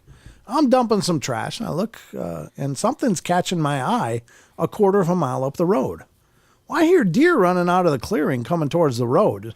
So I'm looking at him, and I've hunted before, so I know what it looks like when a deer is being driven. As it approaches the state route, it's not so much busy. It's like a 60-mile-per-hour route. So traffic, when it comes fast. So these deer, when they get to the road, they cross the road with no regard for traffic. So I think, well, that's not unusual. Not really. I nearly hit a moose. Do you think game crossing signs actually work? Yeah, they don't listen to them at all. No. They don't even look both ways. So I think they're more scared of whatever's chasing them than getting hit by a car. I would imagine so. So I'm looking at the deer, and out of the corner of my eye, again, I see a trail of deer, and I see something coming out of the woods chasing it. And you know how when you see things that you don't know, your mind tries to rationalize what you're seeing? So I'm seeing this huge black creature chasing this deer, and I'm like, okay, that's a bear. But bear don't run on 2 feet. So just as they get to the edge of the road, it swipes and clips the back of this deer and sends it like a helicopter. It knocked this deer clear across the road. I'm still dumping trash, and the way this road is, it's kind of an undulating road, so it's just over a rise, and I can see maybe waist up what's going on. So it takes me maybe about 5 or 10 more minutes to work, a couple more trash stops, to come over that rise and see. And so I pull over to the side of the road, and I see a fat, dead deer with its neck twisted like a dish towel. Wow. The neck had been broken, and one of the hindquarters was missing, like a Thanksgiving turkey. And like how you would just take a turkey's leg, except it had taken the hindquarters out of the socket like it was a turkey leg. You know what? I'm very into nature, and I'm mad at myself because if I had the understanding that I knew what I was watching, I mean, I had one of those, what do they call it? Life-altering experience, and I'm mad that I couldn't appreciate it because my mind dismissed it as being something else. It just goes to show you, believe what you see. Just because you don't hear about something or you don't believe it, believe your eyes. And Lon's note, the witness claimed that he doubted what he saw for many years until he heard a Bigfoot researcher talking about them on the radio, and that's when it began to click for him about what he saw. He later clarified that it was a large adult female deer, and the creature knocked it about 30 feet across the road like it was a pillow. God, that's so much strength. And that's not the first time we've heard about a Bigfoot or Sasquatch taking a hindquarter and leaving the rest of it behind. Remember, because you read a story just recently about it threw a haunch over one shoulder and out it went. Yep. It was like, here, you can have the rest of it. Yep. That's all I need. Yep. I'm good for a few days. Yeah, exactly. It's interesting though, but when you think whatever this Bigfoot was, it was chasing deer. And if you see deer run, they are like lightning. They are so quick. Their reflexes are so precise that this thing still was able to run it down and smack it and send it flying across the road. You just think about that. What is the ramification? What is a full-grown deer? Maybe 180 pounds, 120? Well, depends on where you're from. Well, I'm talking. Okay, so this is Indiana. Muleys can get up to 200 pounds. This is probably whitetail though, but that's. I don't know. Yeah, I mean it's probably in the same range, at least similar. Well, yeah, I think muleys are a little bigger, but they're they're a bit bigger. So yeah, I'd say a good size whitetail, 100 and a quarter, somewhere in there. Yeah, I think so. I mean, and that's thrown at 30 feet. Right. Wow, that's just. And I was just swiping it. That wasn't intentionally. Hitting it. It was just swiping at it and happened to catch it. Yeah, and then when it hit, it grabbed the neck and just dish towel. Yep, dish towel. That was a great. I was like, I can see that. Yeah, you can actually visualize that. Right. That's pretty clear. That is pretty clear. All right, we're doing good for time. Good. All right, let's move on to the next one because we got several more. The next one up is black-eyed elderly man freaks out Washington, D.C. cashier. Oh, boy. There you go. It's not just black-eyed kids, folks. There have been reports of black-eyed adults. Men. Well, and old men. Which would probably still qualify as an adult, right? Well, I suppose so. Yeah. So let's check out this one. Now, this probably isn't a cryptid per se, but we don't know what the hell they are. They're just humanoid. Much like Bigfoot is humanoid, but it's definitely not a human. Well, these black-eyed kids and people are not human either. Right. They're just humanoid. All right. A retail cashier is checking out an elderly couple when she notices the man's black eyes. Instantly, everything goes quiet, and she has a visceral reaction to what she is witnessing. Hello, thanks for reading my story. I work in retail in Washington, D.C. Well, I'm checking this sweet old couple out at the register, having a wholehearted, typical retail worker speaking to customer conversation. And then, boom, I look into the husband's eyes for the first time. This man has jet black eyes. The store goes silent. No one's speaking. I'm overcome with an overwhelming feeling of dread. I wasn't exactly terrified. I was just more entranced. Again, the whole store is dead silent. It's as if I've been gripped from my reality and brought into this old man's dimension. I wish I could tell you I looked at my surroundings to see why everyone went quiet, but I was just so overcome with a plethora of emotions staring into this man's completely black eyes that I just physically couldn't look away. And then just like that, the man leaves with his wife. Well, I hand him his receipt and he takes his things and leaves. Well, I was out of breath. I had to take my break early. I'm ashamed to admit I was almost ready to cry.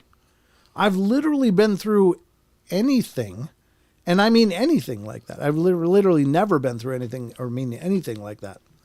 I did some research when I got home and found out a lot about black-eyed children.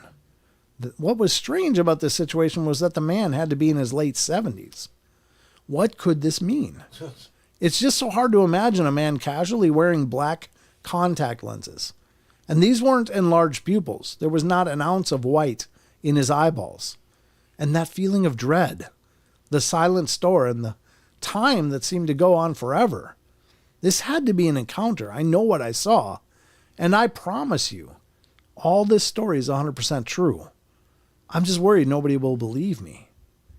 Yeah, I don't know. There are also reports of people looking at other people. There was a story out of, I think it was Chicago, and it took place in a courtroom as a court reporter, and she was really enamored with this lawyer that showed up, and she was kind of familiar with him being in the courts and stuff, but he was just really aloof and distant and stuff. But she happened to go out and have a cigarette break, and so they're out there doing the cigarette break, and the guy comes out too, and he starts doing his cigarette break and makes a phone call quick, and she's just out there minding his own business. And then when he hangs up the phone, she kind of gets the courage up to talk to the guy because she thought he was just, this such a stunningly handsome guy and just so together, and she just was very attracted to him. So she made a contact with him, and he I guess he looked up in this really dismissive stare, looked at her, and his eyes momentarily went jet black.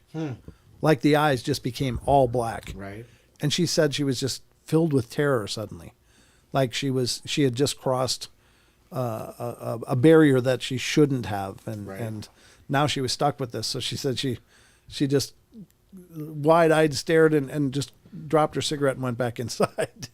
And when he came in, he was, he was not black-eyed again. But, you got to wonder. I know there's a lot of sci-fi depictions of people that are dealing with possession and stuff, but I've heard of people's eyes dealing with possession going into like a serpent's eyes, right? Like snake-like eyeballs, cat-like eyeballs. Some have reported black eyes when people are possessed. So could it be that? Right. And I don't know. I'm just saying. What is it? I don't know. But very, very, very, very wild. There's so much going on in this world we just don't know. Exactly. That's the takeaway for me, Don. I agree. It's just, you can't even really fathom it either. Right. Because you don't have, if you've never had that tangibility to it, Right. where you could reach out and feel it and hear it and just have that visceral experience like I've never had. Yeah. I guess you'll never will. I mean, Yeah. I've just never had that kind of a thing. Would you, let's say for instance you did see that. Somebody's eyes just went jet black. Would you be at all interested in like trying to understand and talk to the person, or would Probably you? not. Yeah. Probably not. No, I would like to think I would, but I'm thinking no. I'd probably just yeah, be like, I'd be like, I'm gonna nope right out of this. pieces, see ya. Yeah, 'Cause I don't want to exactly. be in pieces when I see you. I don't want you to make me in pieces. No Yeah. doubt. But no, I mean, I would not be interested at all. I'd be like, RJ finally got one in on me. Yeah. Yeah. I think, I if you could get past that fear response, would that be an opportunity to engage? I think, honestly, you would not. I don't think you would get over that fear response quickly enough to be able to engage with them. Probably not. It would take, you going home and going, And then it's like, I should have said something. right? Oh, Yeah. my camera. Yeah. Yeah, exactly. Exactly. The yeah. camera that everybody forgets they have when they're in terror. Right. Yeah, that's a common thread. Yep. Why didn't you get a picture? It's like, the last thing I was thinking about was a selfie. The only thing I was thinking about was clean underwear. Yeah, exactly. I'm fudge striping all out of there. Yeah, I don't know. I mean, it's a great notion. And I think, if you were experienced enough that you could work through that fear response, maybe you could. Maybe you could just say, okay, obviously you just showed me something. Right. What's going on here? Can you help me understand this at least? Try to have a dialogue, or it just goes, you're going to die. And then be like, oh, dang it, I should have shut up and went inside. Gosh. Wrong answer. Shoot. It's like, well, that was dumb. But, it's not a mistake you can make twice, I don't think. I don't know. It's curious, but I just think about all of the people that have seen weird things. And if they could just grapple a hold of that response, if they could just grab a hold of it and try to conceptualize it and try to have a dialogue of some kind, that would be incredibly powerful. I think it could be anyway, but I don't know. Just me, maybe romantically looking at it. I don't know, folks. What do I know? Anyway, let's get to this. I had my eyes look gold at times. I've had my eyes look gold at times? What does that mean, Chucky? Your eyes look gold. What is the discussion going on? I don't understand this. So much unknown about the world. Yeah, there sure is, Ninja Dave. What did Rachel say that? I was doing a dark room mirror meditation once and it looked like light flashed from my eye. I think it was yellow-green. That's really cool. So you were doing a psychomantium, Rachel, is what it sounds like. And that's pretty fascinating stuff. That's actually goes back to like ancient Egypt. That's how old that is. The psychomantium is the mirror scrying, basically. It's very, very powerful. There's so much to try to comprehend in the world. Exactly, Barbara. I need to shut my brain off. Amen, Karen. I feel that every day. That's nifty, Rachel. Yeah, biolumens. Yeah, it might be also a pineal firing, actually. That you're maybe not seeing the flash through your eyes, but it's working in your visual cortex through the pineal. I think the more you meditate, the more you look inward, the more activity the pineal gets, and perhaps you're starting to get that extra vision, that pineal vision. So when you saw the light, it might have been a physical manifestation, but it might also have been another version of seeing, much like people see spirits, when they have that psychic awareness or auras or things like that. Because other people can look at that same thing and not see anything, but it doesn't invalidate the experience. So I wonder about that. If by scrying in the mirror or psychomantium or whatever, if that's a way to activate that pineal sense and, kind of focus in on it. So very cool. Only had it one time, both eyes. Only the one time, both eyes, Chucky. That's pretty cool. I've had my eyes look gold at times. Are you talking about a psychomantium there as well, Chucky, or what was going on there? That's very interesting. Geo Brown and Hazel. I'm trying to catch up with the chat. Sorry. Congratulations. We had 1,000 messages today with the restream. Nice job, everybody. Lots of talking going on out there. That's cool. My hobbies and at times can look gold. Oh, very cool. All this is fascinating to me. Yeah, absolutely, Ninja Dave. A lot of times, I'm doing discussing here, but you guys are having great discussions in the chat as well. I think it's wonderful. We're going to go back to, what time is it? We are at 10 minutes left. Oh, we probably don't have time for more. 10 minutes. 10 minutes. Don, where'd the time go? Right out the window. Right out the window. That's a Linkin Park song. Well, it's always great. All of this is fascinating to me. I was doing visualization at times, casting circle energy for protection. Oh, very cool. Very cool, Rachel. Yeah, I mean, there's no doubt that we are capable of incredible amount of things. I would actually ask you guys to watch the video or listen to the latest podcast. It's a interview I did with Mike Ricksecker. And Mike's been on Ancient Aliens and several other TV shows. He's a published author. He has his own podcast, and just a really fascinating guy. I really enjoyed talking to him, and he and I had a great discussion. But we talked a lot about time in this episode, and it was fascinating. But I'm going to get him back. We're going to have more discussions with Mike because he's really I just love the way that he thinks. He's one of those people that, much like most of you, where he's on the journey. He's asking the questions. He's looking for answers. Mm-hmm. And he's got a lot of experiences. But it's a fascinating discussion. And if you didn't notice, we also launched video versions of the podcast, video version of this podcast anyway. This was the debut effort. Just to give you guys an option on, if those of you that are on YouTube or Rumble or BitChute, the video formats, you can check out the video of me having the interview with Mike. And it was a great time. I don't know if that'll be a great addition to the shows or not, but it's just another avenue that you guys can check out the material that's maybe more visual. If you're just kicking back and watching rather than just having it on and maybe getting distracted by, just life. So, right. Yeah. But just to put it out there. So it's an option. It's called Video Podcasts. So it's the same name as the audio podcast that's on YouTube already, but it's the video podcast, and that is the actual video footage of me interviewing Mike. And so hope you guys like it. Hope you find it valuable. I think it was a great time talking to Mike, and I'll be doing that more going forward. I can't say everybody's going to want to appear on camera, but if they do, it'll definitely be available in the video portion. But I don't ever have that as a criteria that, you got to appear on camera. Well, if you don't want to, that's fine, and we won't video it. But for those that do and are okay with it, it's just another option. I mentioned that before. I took a screenshot. I think I'm following that channel. What channel is that? JRose777 has fantastic YouTube channel on spiritual gifts / protection. Oh, cool. Yeah, got to know how to protect yourself. Absolutely.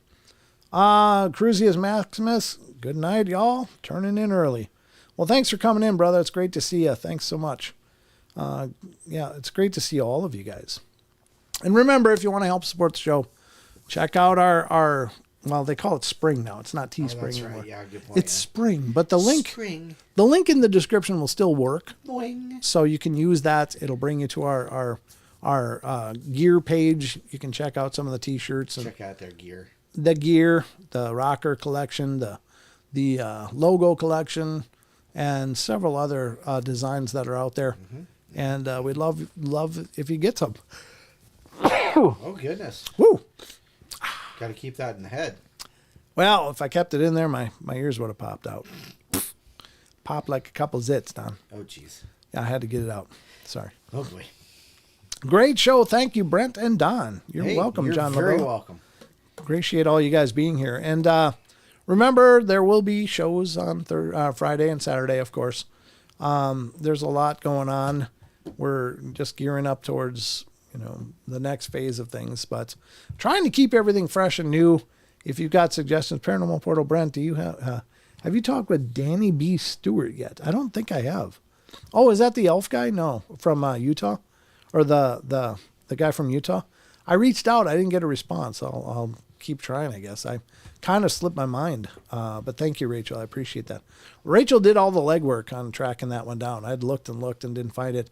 Took Rachel all of like 5 minutes to send me back links. Yeah, right. Here's this. I'm like, oh God, thank you, Rachel. So Rachel's like my research arm. She definitely is. So, but no, I wish he would have responded, because that would be fascinating to talk about that stuff. I think he might be kind of an academic, but I mean, he's obviously involved in the community. Do you think he might kind of talk above our heads about because of that? No, because I read his article. It was very down to earth and good. Very much, layman's terms, Right. But always a great show, guys. Hubby says too, good. Enjoyed engaging in chat tonight. Well, we loved seeing him in chat. Yeah, absolutely. Both of you. Thank you, Karen and Neil. It's great to see you guys. I'll expect to see you in Vernal in September. Just saying. There you go. Right? Right. Don? Yeah. Yeah. Absolutely. I mean, it wouldn't even be a conference without Karen and Neil showing up. No. They've been at I think every conference it's we've been to. We've been. It's only been 2. They were right? at Squatch Fest. They weren't were at Squatch Fest too. And then Medellin Falls, and then Vernal. So that's 3. Yep. So yeah. Yep. I mean, we don't do a lot of conferences, but when we get out there, we love to. And if you know of any conferences going on in this region, let us know. I just don't keep my finger on the pulse of that too much. Karen says we will be there. Woo! Awesome. Excellent. Well, we'll be there too, and I think Barbara will be as well. But speaking of concerts, guess who's coming to Soundpoint this year for a festival? No idea. Blues Traveler. Oh, really? I already have my tickets. You do? Yes, sir. Gotta have my tickets for Blues Traveler. Is that the guy that plays the harmonica? Really? The guy who plays... I mean, it's the band with the big guy that plays the harmonica. John Papa. Yeah, they're really good. Good. I don't know the names. They're really good.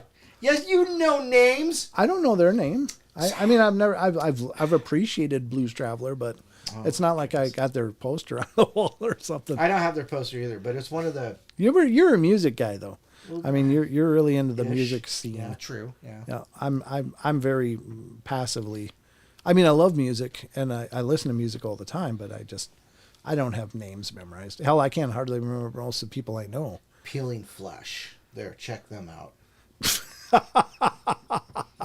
Now you're frightening me. Somebody's gonna go, oh my God, he listens to that crap. Yeah, it's technically deathcore, but let's let that go. Yeah, well, they got to make money too. That's true.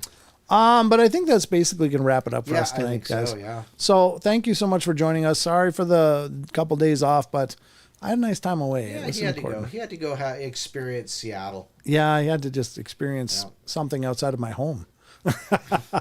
Well, at least you weren't down there with the highly aggressive panhandlers. Oh No. my God, they were so bad when I was 25 when I was down there. Oh, really? They were horrible. On the I can't waterfront? imagine what they'd be like now. Well, I imagine if the weather was warmer, they probably would be out more. Jeez, It's still kind of the off season. It's slightly warm rain. That doesn't stop them. Yeah. Okay. Gotcha. I saw some tents and stuff, and it breaks my heart. But Yeah. Oh God. I mean, you can't do anything. You The just kind Elasta of. Viaduct is just a mess. It's Oh. not even a viaduct anymore, but it's a mess. Yeah, it's unfortunate, but anyway, that's gonna wrap it up for us. Don, anything in closing? Just remember, he did mention spring for your gear. Yeah. And spring. You know what? Use I think there's a promo code out there for either 10 or 15% off, or maybe it's 15 or 20% off. Our Friends. Our Friends. OURS Friends. Our Friends. OURS. There you go. Give that. Yeah. Our. OURS. Our. OURS. Our. You and our friends. OUR. OURS. Oh, yeah. Where's the S coming from? My God, I need to go to bed. Our friends, no S. OUR friends. OUR friends. Plural. Oh. There you go. All right. Our friends. I had the S in the wrong spot. Yeah. I was like, I think Don I had had it in the middle, not the end. I know you left the studio. I didn't know you had a stroke. Here, let me type that in here. Our friends. Promo code. Yep. So There we go. all right, guys, this is going to wrap it up for us tonight. Thank you so much for being part of the journey. Hope you guys spread the word. Let everybody know. It's on Rumble. It's on YouTube. It's on Twitch. There's 3 streaming platforms to watch us If I don't get to on. bed soon, I might start to Twitch You're and Rumble. Yeah. It's not in this house. Oh, jeez. All right, guys, so that's it. Remember, we love you all. Be good, be kind, be nice. Take care of each other. Help each other out. Find the magic in every day, and remember to laugh as much as you can. We'll see you next time. That'll be Friday night right here on the portal. So hopefully you join us. Spread the word. Keep letting people know. And we'll see you then. Take care, everybody. Good night. Good night.